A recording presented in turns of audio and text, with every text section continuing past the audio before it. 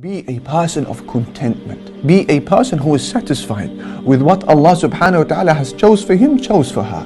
There was a man, he used to wake up every morning and he would go to the edge of the sea and he would engage in his fishing and come home with only 2 fish. 1 fish he would give to his family, the other fish he would sell and reinvest in his family.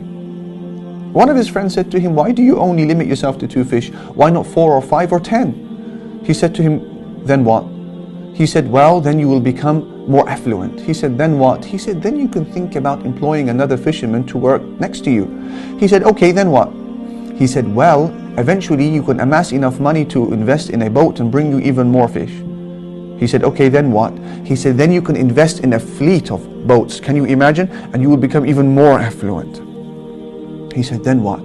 He said, "Then you can think about opening up your own fish store in town." He said, "Then what?" He said, "Then maybe you can think about expanding and having a franchise of shops." He said, "Then what?" He said, "Then you become a multi-millionaire." He said, "Then what?" He said, "Then you have peace of mind." He said, "My brother, I am already at peace."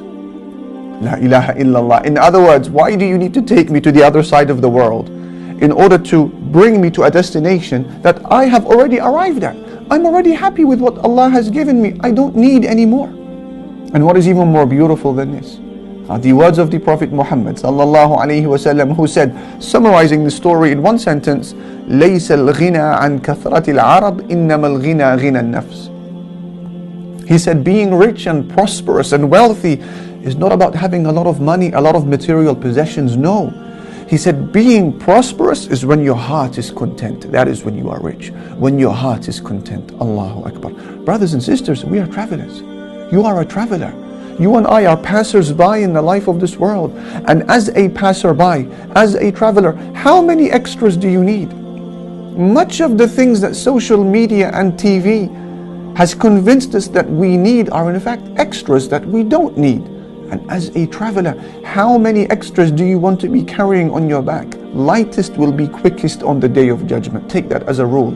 Lightest will be quickest. So make your motto, make your slogan in life, "Oh Allah, if you are pleased with me, if you are happy, then I don't mind what you give me and I don't mind what you withhold. Oh Allah, just be pleased with me." This is principle number 2. Be a person of contentment.